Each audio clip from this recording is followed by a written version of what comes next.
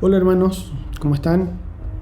Bueno, bienvenidos a esta clase número 3 de nuestro curso, ¿cierto? Para conocer la voluntad de Dios. Estamos hablando de la unidad 7, que nos habla de esta crisis de fe, ¿no? Hemos tenido la primera y la segunda clase hablando de esto. Y este día 3, el título es Los encuentros con Dios son de dimensiones divinas. Yo voy a ir mostrando ahí las páginas en las que estamos leyendo también para que puedan ir siguiéndolos. Dice: Dios está interesado en que el mundo lo conozca. La única manera en que lo conocerá será a través de su obra. Conocerán su naturaleza cuando la vean expresada en su actividad. En donde quiera que Dios lo incluya a usted en su actividad, la tarea tendrá dimensiones divinas. Tareas de dimensiones divinas. Algunas personas dicen: Dios nunca me pedirá que haga algo que no pueda hacer. Pero dice el autor: he llegado al punto en que si siento que Dios me pide que haga algo que yo sé que puedo manejar, entonces probablemente no es de Dios. La clase de tareas que Dios da en la Biblia siempre son de dimensiones divinas. O sea que están más allá de lo que la gente puede hacer.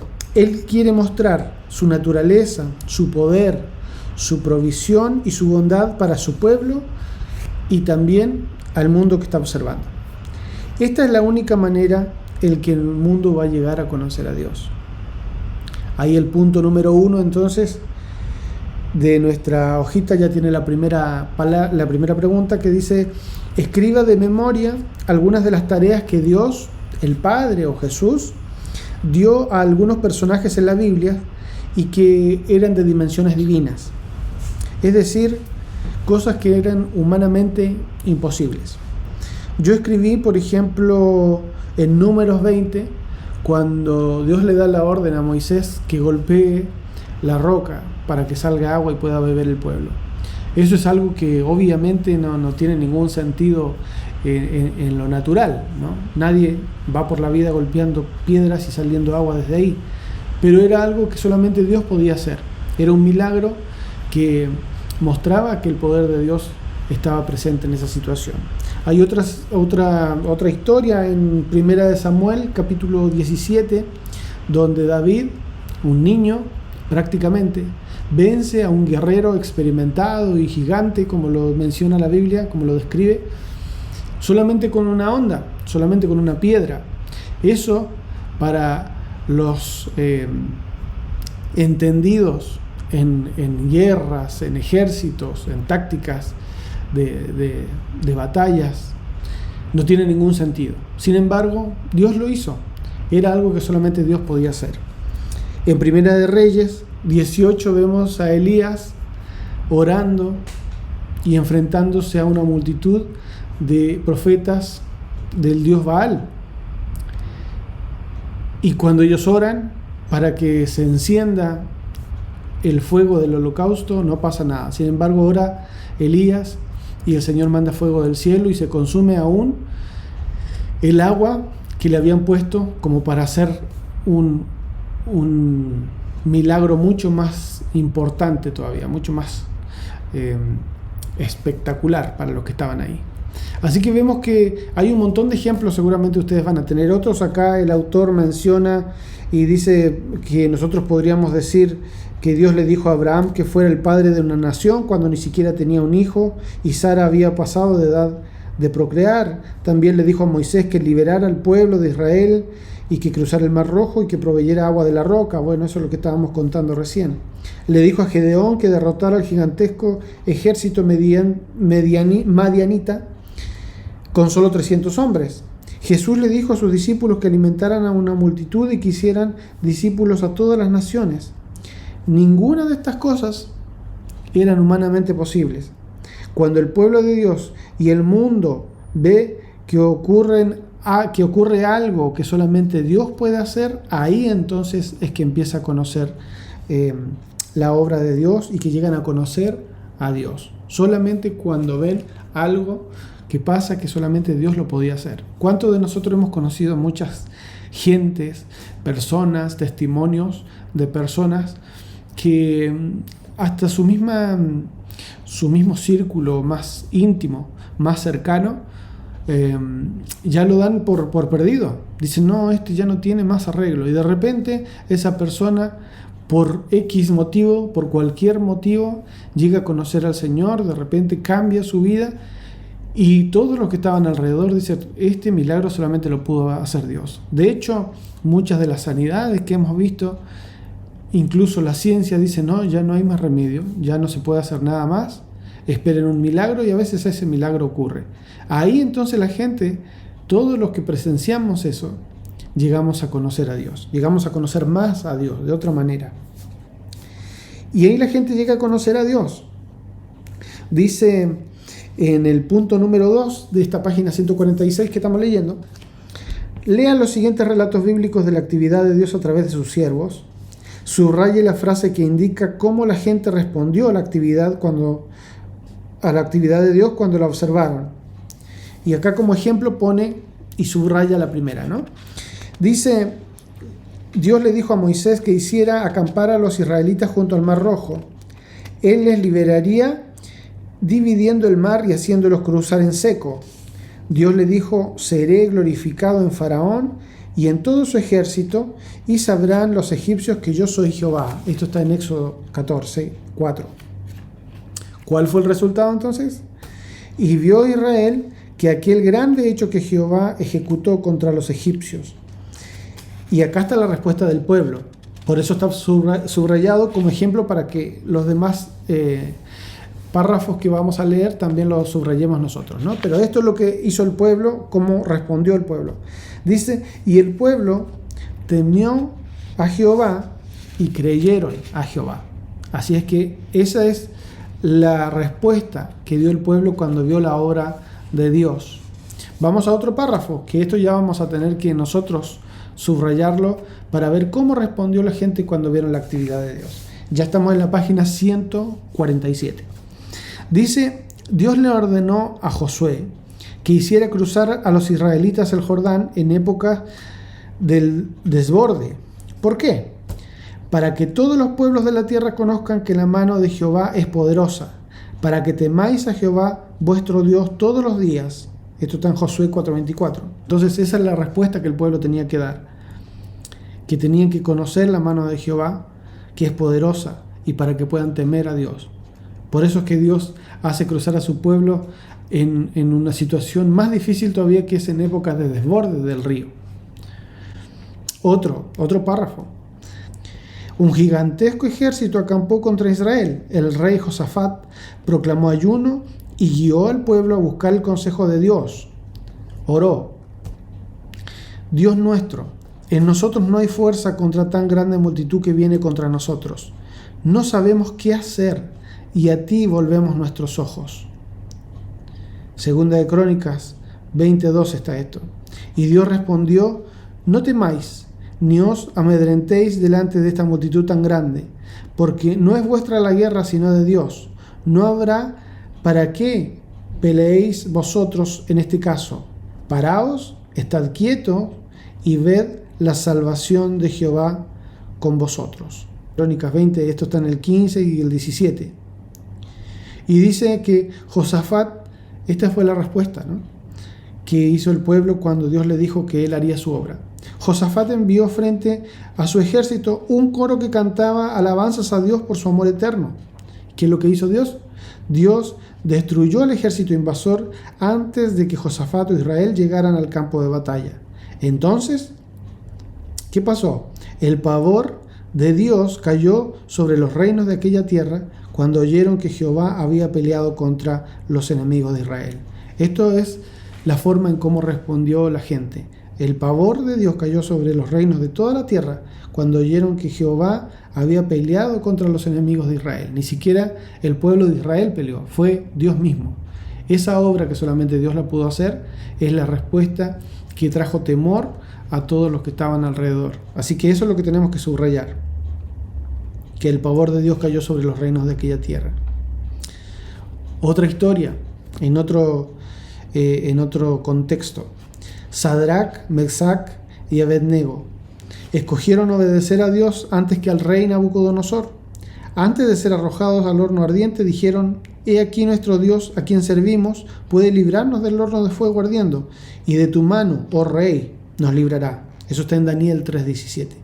Los soldados que arrojaron murieron, pero Dios libró a estos 3 hombres fieles. Fíjese lo que pasó con el rey. El rey Nabucodonosor dijo: bendito sea el Dios de ellos, de Sadrach, de Mesach y Abednego, que envió a su ángel y libró a sus siervos. Por lo tanto, decreto que todo pueblo, nación o lengua que dijere blasfemia contra el Dios de Sadrach, Mesach y Abednego sea descuartizado y su casa convertida en un muladar, por cuanto no hay Dios que pueda librar como este. Este rey pagano escribió a toda la nación. Esta fue la respuesta cuando vio la obra de Dios. Escribió a toda la nación: conviene que yo declare las señales y milagros que el Dios Altísimo ha hecho conmigo, cuán grandes son sus señales y cuán potentes sus maravillas. En Daniel 4 lo podemos encontrar.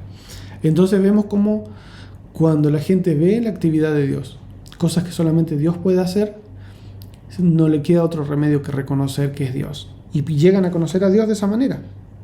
Los creyentes del primer siglo, otro párrafo para buscar cómo respondieron a Dios otras personas en otro contexto, dice: los creyentes del primer siglo siguieron la dirección del Espíritu Santo.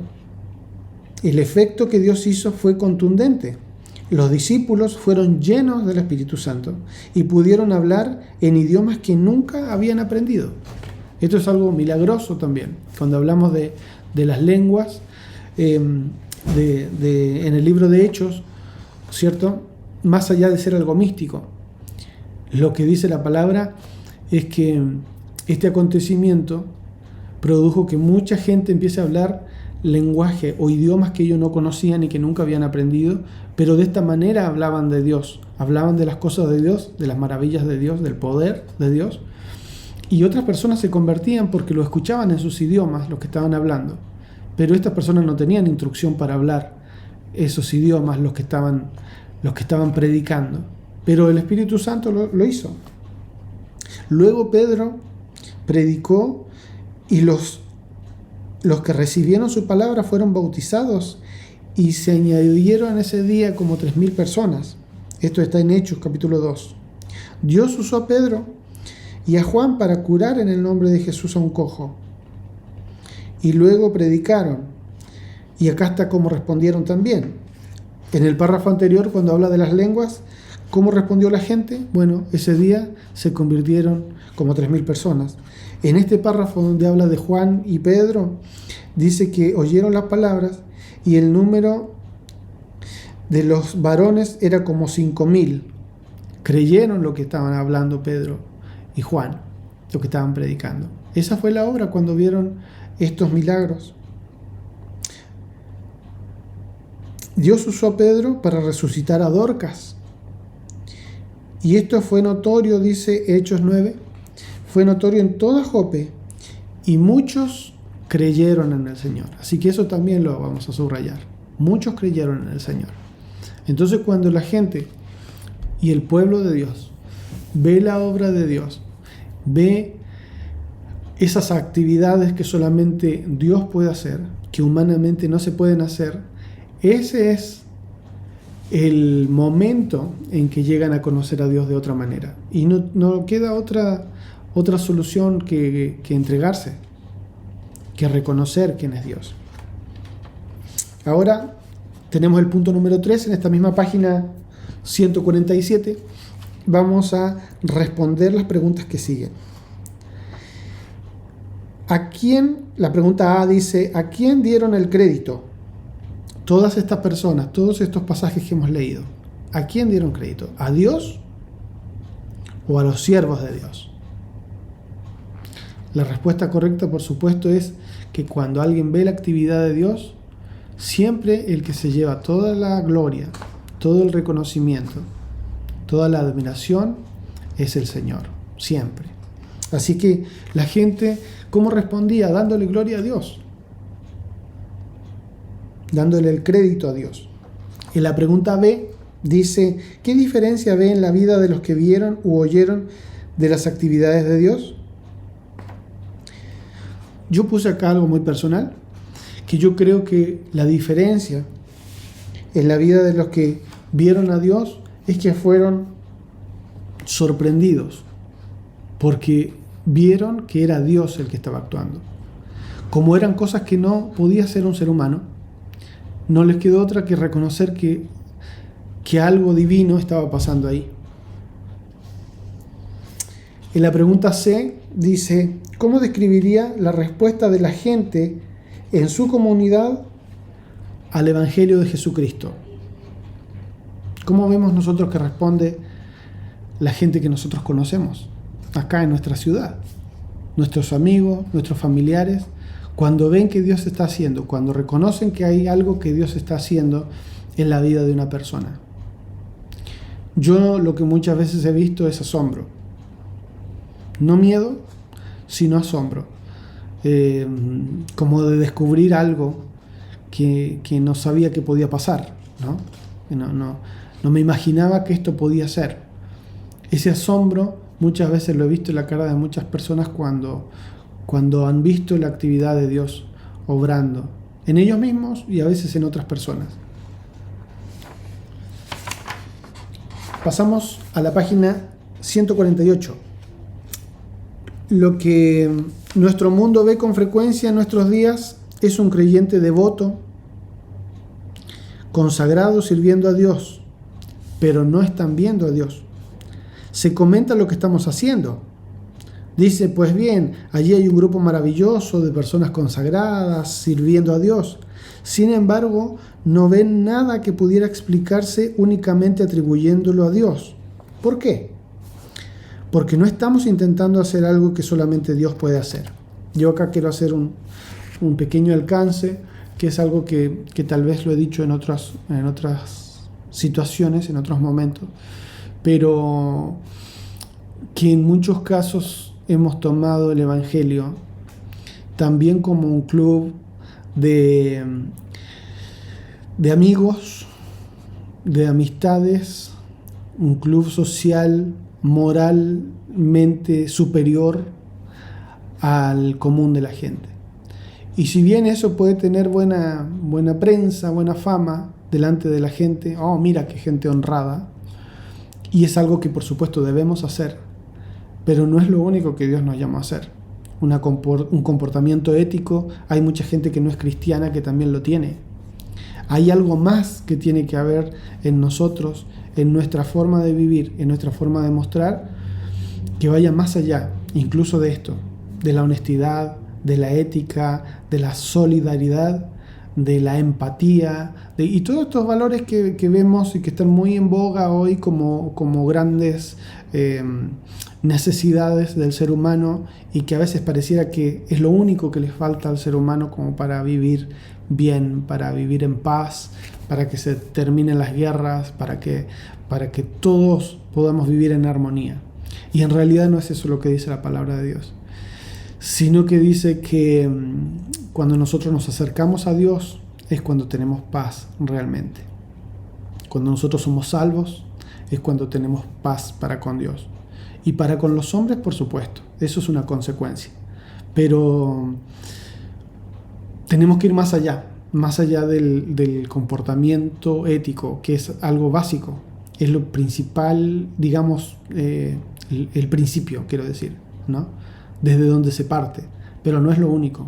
Desde ahí se parte, pero tenemos que llegar a vivir en esta fe de poder buscar a Dios y de poder experimentar a Dios haciendo cosas en nosotros y a través de nosotros, cosas que solamente Él puede hacer. Seguimos. Nuestro mundo no se siente atraído al Cristo a quien servimos porque no pueden verlo obrando. Nos ven a nosotros haciendo buenas cosas para Dios y dicen, oh, esto es hermoso, pero no me interesa. El mundo pasa de largo, no tiene la oportunidad de ver a Dios. Cuando el mundo lo vea, Él lo atraerá a sí mismo. Levantemos en alto a Cristo, no en palabras, sino en la vida. Que el mundo vea la diferencia que el Cristo viviente hace en la vida, en la familia y en la iglesia. Eso cambiará la manera de responder. Cuando el mundo vea que ocurre algo a través del pueblo de Dios que no se explica de otra manera, entonces se sentirán atraídos al Dios que ven. Vamos a unas preguntas que tienen el número 4 ahí. Seguimos en página 148. Y acá hay unas preguntas que, si bien el autor abajo indica ciertas respuestas, pero yo creo que está bueno también para reflexionar, porque creo que no son preguntas que tengan una sola respuesta. Pueden tener varias, y si alguno de ustedes está haciendo este curso, está haciendo esta clase con algún familiar cristiano, lo está compartiendo este video, y estaría bueno también estas preguntas como para debatirlas, para charlar, para intercambiar opiniones, porque también hay una riqueza ahí. Dice la primera pregunta: ¿cómo llegará el mundo a conocer a Dios? Yo le voy a poner lo que yo puse, pero como digo, creo que puede haber muchas respuestas y no necesariamente contradecirse, sino complementarse unas con otras. Ustedes pueden tener otra idea que también estaría bueno conocerlas, pero yo les pongo a modo de ejemplo algo que yo puse. ¿Cómo llegará el mundo a conocer a Dios? Cuando los hijos de Dios hagamos lo que dijo Jesús: las obras que yo estoy haciendo y aún mayores de las que yo hago, ustedes van a hacer. Yo digo que cuando nosotros lleguemos a vivir de esa manera, que por supuesto es muy difícil, pero nosotros siempre estamos en el camino. Cuando lleguemos a vivir de esa manera, seguramente el mundo va a ver a Dios, va a conocer a Dios.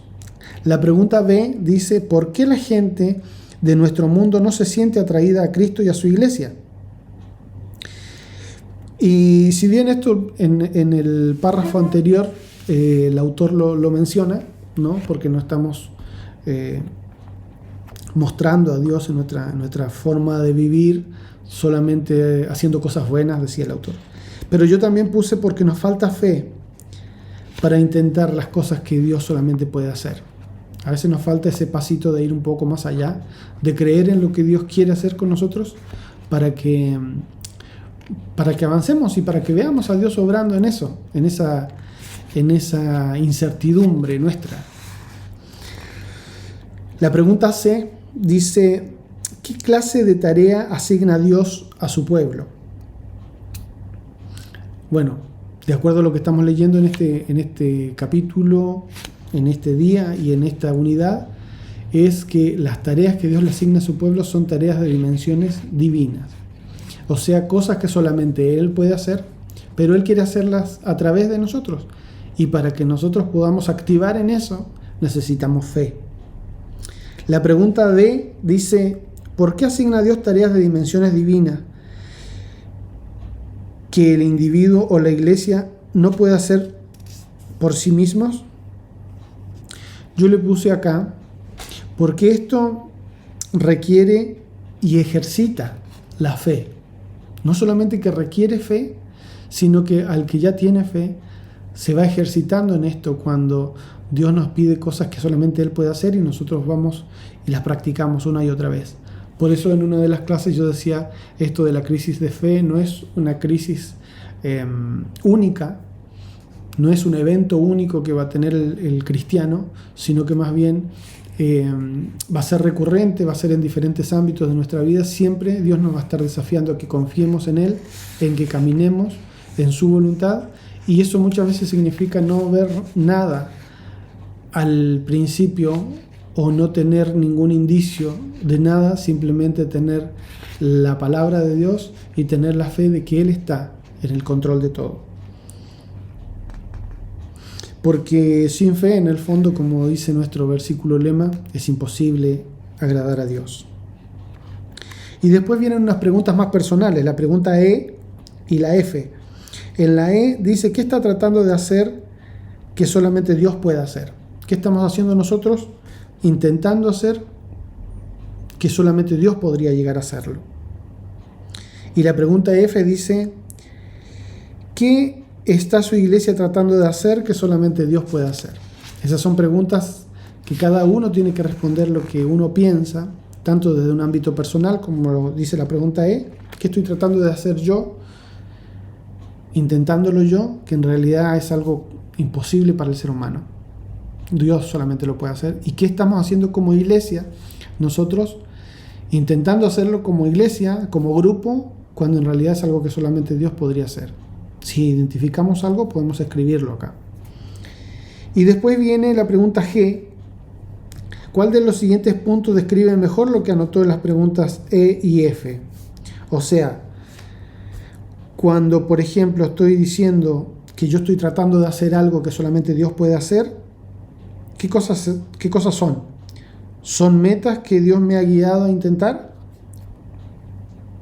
Si es verdad, le pongo ahí una marquita en ese cuadrito, ¿no? En la pregunta 2 de la G dice, ¿o son planes que yo he decidido que sería interesante pedir a Dios que realice? ¿Cuál será? ¿La 1 o la 2? Las cosas que yo estoy intentando hacer. ¿Son metas que Dios es el que me está guiando a intentar, o son planes que yo le estoy diciendo a Dios que Él se involucre, pero son mis planes? La pregunta H dice, ¿qué conexión vemos entre las respuestas y las cosas que usted intenta que son de dimensiones divinas? Acá podríamos poner alguna de estas alternativas, ¿no? Dice, la conexión que yo veo, entonces uno podría decir, la conexión que yo veo entre lo que respondí y lo que estoy intentando, que son cosas divinas, que solamente Dios puede hacer, puede ser que no estoy intentando muchas tareas de dimensiones divinas y pocas personas están respondiendo al Evangelio. Esa puede ser una alternativa, ¿no? Si yo me pongo a pensar, digo, no, en realidad no estoy intentando muchas cosas que solamente Dios puede hacer. Y pocas personas lo ven, por eso están respondiendo poco al Evangelio. Esa puede ser una respuesta. La 2 dice, no estamos intentando muchas tareas de dimensiones divinas, pero mucha gente está respondiendo al Evangelio. Dice, en realidad no estamos intentando mucho, pero la gente está respondiendo bien. Esto es más pregunta como iglesia, ¿no? La pregunta 3 dice, estamos viendo a Dios hacer grandes obras en y a través de nuestra iglesia, pero hay muy poca gente que está respondiendo al Evangelio. Y la pregunta, y la alternativa 4 dice, estamos viendo a Dios hacer grandes obras y a través de nuestra iglesia, y mucha gente está respondiendo al Evangelio. El mundo llega a conocer a Dios cuando ve su naturaleza expresada a través de su actividad. Cuando Dios empieza a trabajar, realiza lo que solamente Él puede hacer.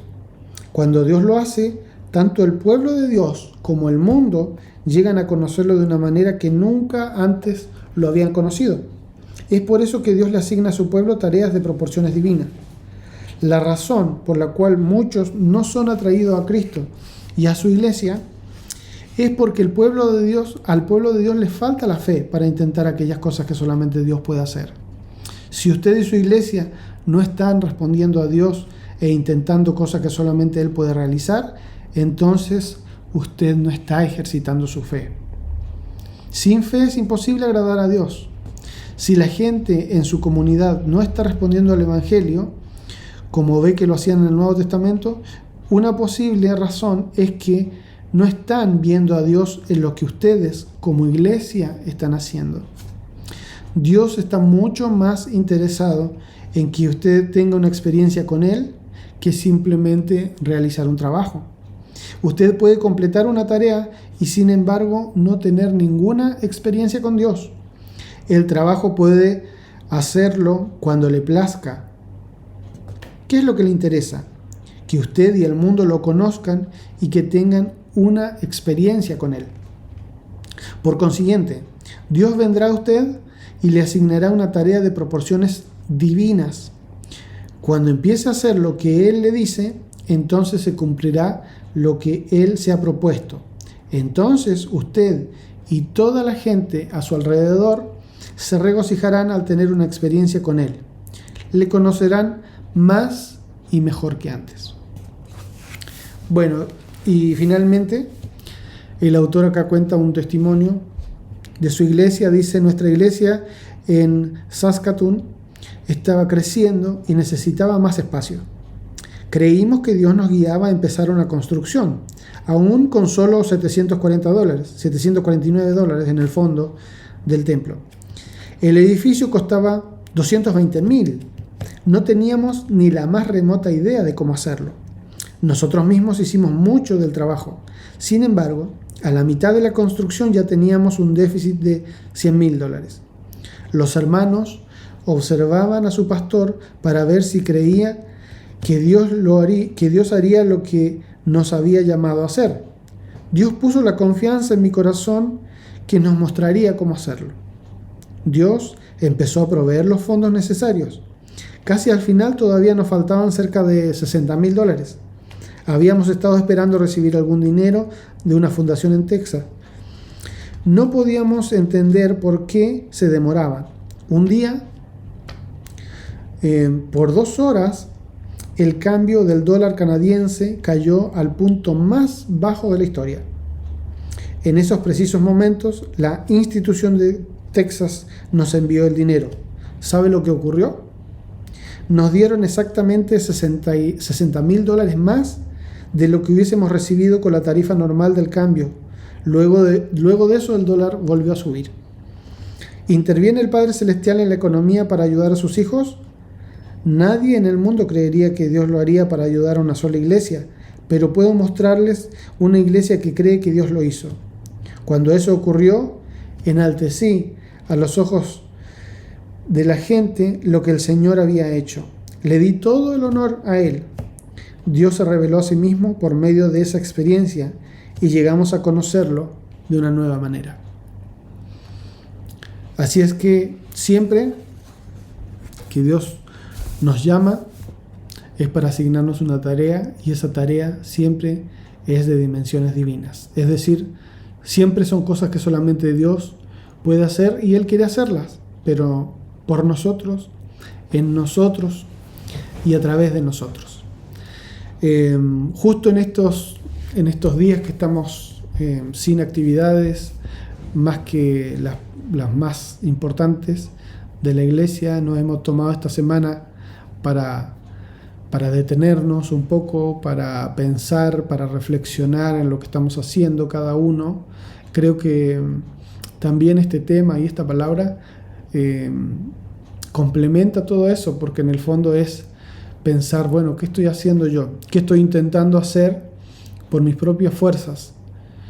¿Qué es lo que estoy viendo que se necesita hacer y que solamente Dios lo puede hacer? A veces este tipo de cosas se circunscriben solamente a la parte monetaria, ¿no? Tenemos muchos ejemplos y muchos testimonios, yo personalmente, de muchas cosas de economía, de cómo Dios ha suplido en diferentes situaciones y para diferentes motivos. Pero también lucho y le pido a Dios que no solamente pueda encerrar mi concepto de fe a esas situaciones, a esos momentos, sino es que Dios muchas veces me está pidiendo otras cosas que son otros ámbitos. A veces puede ser algo emocional, a veces puede ser algo relacional, de mi relación con las demás personas, de mi relación con las cosas, con los bienes, de mi relación con mi futuro, con mi vejez, para los que son un poco mayores, con mis estudios, con mis parejas, mis matrimonios, los que son solteros. ¿Qué es lo que Dios va a hacer? ¿Qué es lo que estoy haciendo yo? Y a veces empezamos nosotros a forzar cosas que después terminan siendo dañinas. Sin embargo, Dios quiere hacerlo. Dios quiere tomar el control de todas las áreas de nuestra vida. Y quiere hacer esas cosas que solamente Él puede lograr, pero para que cuando veamos el resultado podamos glorificar su nombre. Así que Dios los bendiga mucho, les mando un abrazo y que sigamos creciendo en el conocimiento de Cristo. Un abrazo grande.